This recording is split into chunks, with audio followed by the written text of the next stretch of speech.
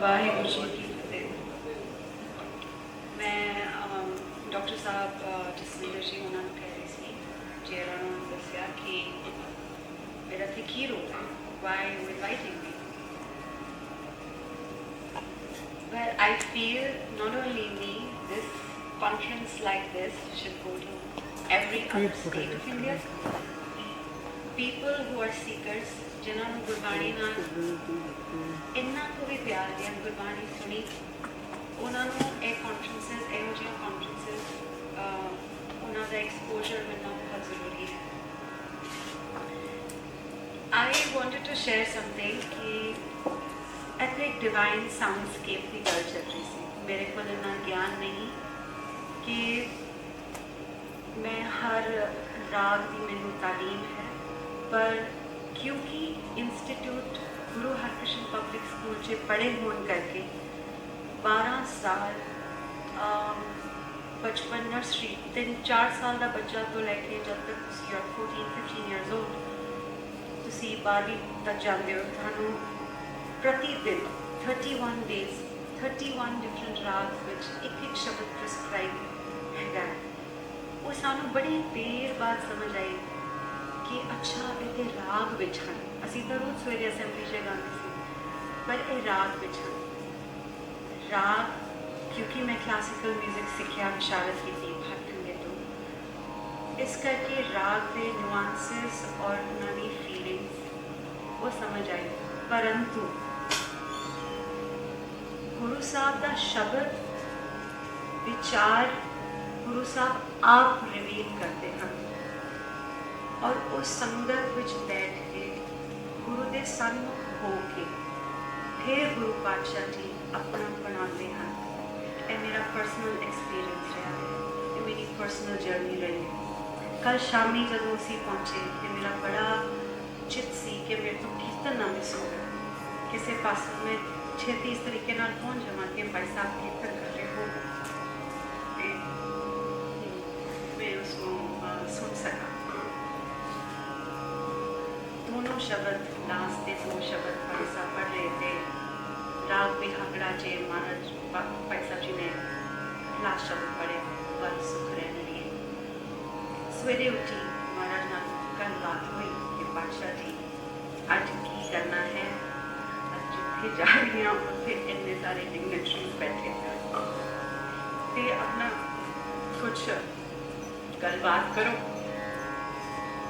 गलबात महाराज जी ने अज का दरबार साहब का हुक्मनामा बख्शा ते राग बिहागड़ मेरे लिए इतना संकेत सीगा कि राग बिहागड़ा च सुतियां, राग बिहागड़े च जागियां। राग के कॉनोटेशंस आरो अगरो बेशक मेरे चित से नहीं, परंतु महाराज कहते अगे महला तीजा गुरु अमरदास पातशाह कहते सब सुख हुक्म आपदा, सब कुछ हुक्म जाए। Everything, all of you sitting here, is a hukum for me to observe. Raj Academy वाले भेजी इतना strong message, पर message सारे इन्ने इन्ने निके तुसी प्यार चे रस्से भिजे हुए, कोई अपने कोई महाराज के प्यार प्रति टेक्नोलॉजी ने यूज कर रहा, कोई 19 साल की बच्ची छोटे बच्चों को सिखाने का प्रोग्राम कर रही है, कोई बीबी तुना बारे गल कर रही है। मैं सारी काफ़ी देर मेरा क्वेश्चन अपने हसबैंड दलेर जी को कह रहा था कि मैनू दसो ना ये वलीमे की कितना है, कितना गानी है, पर सारा कुछ तैयार है, इंफॉर्मेशन इज देयर, पर तुसी सारिया ने फैक्टिफाई करके रखी हुई है। सब बड़े हो, असी तो I am nobody, I am not a scholar here, but I am one who wants to absorb. I am the one, like maybe one of that student over there, I am that student। मैनू अपना घर जिहड़ा श्री गुरु ग्रंथ साहिब है उसकी information मेरे घर च चाहिए है, एक जगह होवे जिथे तुसी सारे बड़े सारिया का नाम होवे कि हाँ जिसने जिहड़ी चीज़ नूं लभना है वो इत्थे जाके लभ लवे। घर तो एको ही होवे ना, सारिਆਂ ਨੂੰ नहीं पता नाल अकैडमी, नहीं पता भाई वीर चेयर, पर जगह तो एक होवे। मेरी सारे सामने एक आरजा, एक रिक्वेस्ट यही है, जिवें वो गावनी च कहते कि लेडीज़ औरत का एक होना, एक जड़ा समूह सानू महाराज ने बख्शिया, असी औरत है। मैं कई बार हसदी हाँ कि महाराज ने बाणी सारी मैक्सिमम एक सोल ब्राइड, एक औरत के प्रकरण तो लिखी। तो मैं हसदी हुई सी उत्सव च रागियां नूं बिठा देंगे, जेकर किसी जनानी नूं बिठाया ना हुण तक सारा दा पार उतारा हो जाता। तो इदा हसदी सी क्योंकि जिन्ना एक इमोशन एक वुमन दे विच है, वो उन्होंने एक सोल ब्राइड बन के, एक औरत, एक तीवी बन के अपने अंदर पा के फिर दर्शाना पड़े।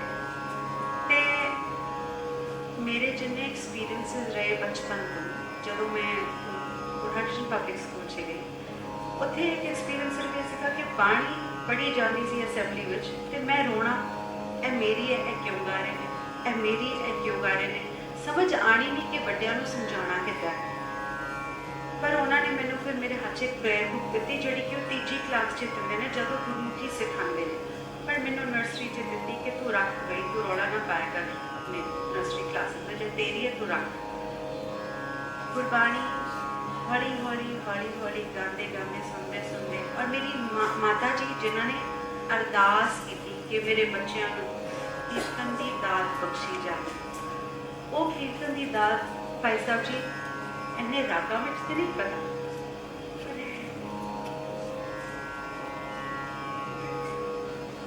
sorry I'm getting overwhelmed, but I feel कि कीर्तन एक एहो जी बख्शिश है जिहड़ी कि माता जी, पिता जी, प्रोफैसरस, बड़े बड़े स्कॉलर्स, उन्होंने अरदास नाल स्पीड अप हो जाती है। और जब कीर्तन मिले फिर महाराज नाल गलबात शुरू हो जाती है। I am really grateful. इहो जिहा भाई वीर चेयर, मैं सोच रही थी कि भाई वीर चेयर का मतलब है, यह कितों आया। असी जब कीर्तन करते सी तो असी एक प्रकरण, एक ट्रैक्ट भाई साहब भाई वीर सिंह जी का अष्टगुरु चमत्कार या गुरु नानक चमत्कार जो जरूर पढ़ीदा सी।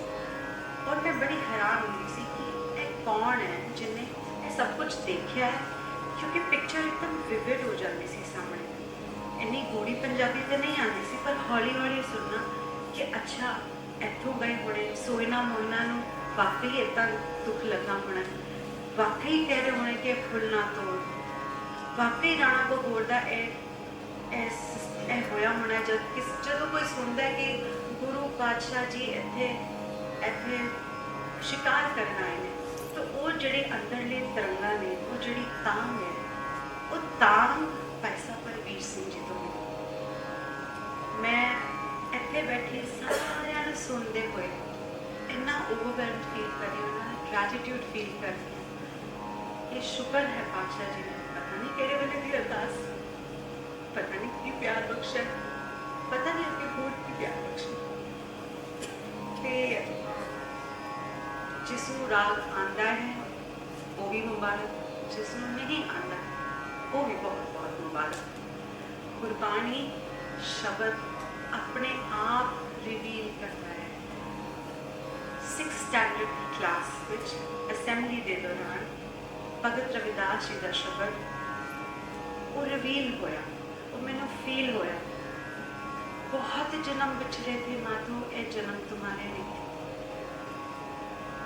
कह रविदास आस लग जी, आस लग जी वो शब्द पढ़िया जा रहा, मेरे संग उत्थे ही पढ़िया गया, समझ ही ना आया। वो लगा कि वो अज रविदास जी मैनू दिसे, मैनू सुने, मैनू समझ आए।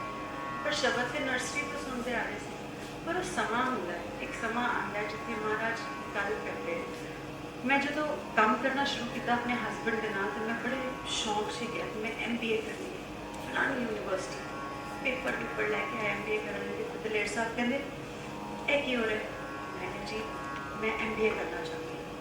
तो कहते अच्छा जब इतों जाना है तो फिर गुरु साहब ने पूछना है कि केड़ी डिग्री लैके आई है तो केड़ी रिसर्च है।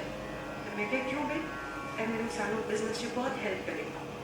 तो 2 दिन हमारा वो मेरे को सोडी चमत्कार का इन्नी मोटी किताब सी सोडी चमत्कार लैके आए मेरे को कहते कि तुसी ए पढ़ना। मैं कहा जी इंग्लिश च लिया दो मैं पढ़ना। कहते नहीं पढ़ना तो पंजाबी च लिया। और एक गल दसो मैंने सवाल किया गया मेरे दादा जी बहुत सोहना नाम बहुत सोहना कीर्तन करते सन नाम जपते सन और अपने आप आर्किटेक्ट सन नाले घर कीर्तन करना नाम जपना। मेरे नाना जी बहुत कमाल कीर्तन करते सन।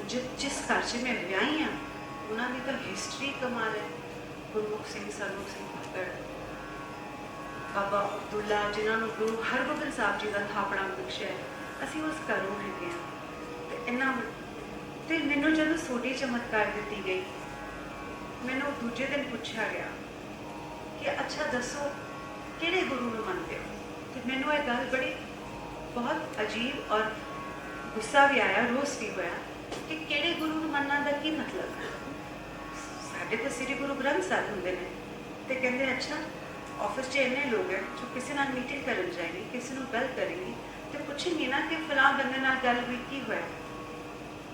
हाँ जी तो फलां बंदे दा पता तो है ना कि गुरु ग्रंथ साहब विच ते इन्ने जने ने तेरी किहनां नाल सांझ है तू किस नाल गल करनी। उस गल ने इन्ना धक्का लगा मैनूं और मैं भज के दूजे जो अपने दादे नूं पुछा मैं कहा जी दसो तुहाडी किहनां नाल सांझ तुसीं किहनां नूं देखिआ। वो भी चुप कहते बीबा रोज पाठ करीदा है किहो जिहा क्वेश्चन। मैं नाना जी नूं पुछया तुहाडी किहनां नाल सांझ। नाना जी हस के कहंदे हस के कहंदे कि सवाल बड़ा इंटैलीजेंट है जिन्हें मेरे को मेरे इसका जवाब नहीं मैं भी लभ रहा पर जिन्हें पूछा है वह पल्ला ना छड्डी। बड़े साल अंदर की यात्रा करते करते सुनते सुनते विचारा देखते देखते एक दा प्यार असी पता सिख कौन होंगे जिहदे विच एक ज़्यादा वड्डी लाइट होवे ना वो दूजे के नाल जाके खड़ा होवे ते अपनी लाइट उन्होंने दे देंगे वो भी स्पार्क होते विच आ जाता फिर तीजे च आ जाता फिर चौथे च आ जाता। साडा काम है जगना जोत स्वरूप होना ना तो वो जी एक गुरु तेग बहादुर साहब के उत्ते रिसर्च करे कोई बच्चों के प्रोग्राम लिए रिसर्च करे सारे छोटे छोटे जुगनू सब कट्ठे हुए इतने इन्नी शानदार रोशनी करके बैठे ने। और यह सवाल हजे भी है कि तुहाडी किहड़े गुरु साहब नाल सांझ है। थोड़ा नज़दीक पहुँच रही हैं अगे पैंडा जारी है पर मैं बहुत बहुत बहुत वाहिगुरू का शुक्रगुजार कि मैनू यह स्थान मिले इतने वड्डे वड्डे लोग बैठे इन्ना सोहने उपराले करे सारा जीवन लगाता। मेरी कुड़ी पियानो कर रही है AVRSM की तैयारियां कर रही है पर उत्थे वॉर्विक बैठे उन्होंने ग्रेडिंग सिस्टम शुरू कर हाउ ब्यूटिफुल इज दैट। तो असी जो चाह रहे हैं साडा काम है सिर्फ चाहना। महाराज जी ने अपने सेवादार इकट्ठे करे हुए थानू कि चलो एक करी जा रहे एक राज अकादमी ने काम शुरू करता एक गुरु तेग बहादुर साहब से काम कर रहे हैं। असी चाह रहे हैं कि महाराज ने अपने सेवादार सारे इकट्ठे करे ते चाहना भी एक बड़ी सेवा है। तो असी सारा का काम है कि असी बस चाहिए बस उस याद से रहिए निरंतरता। And I am very grateful to Naad academy and Sundar Singh जी भाई वीर चेयर। मेरी एक ड्रीम सी भाई वीर साहब जी ने stories not the kavita not the songs but जो ट्रैक ने उन्होंने उत्ते कुछ काम करने दी and he promise me that we will do a project together. आप सारे का बड़ा धन्यवाद इस मूर्ख को सुनने का बड़ी मेहरबानी। Thank you for having me. Waheguru.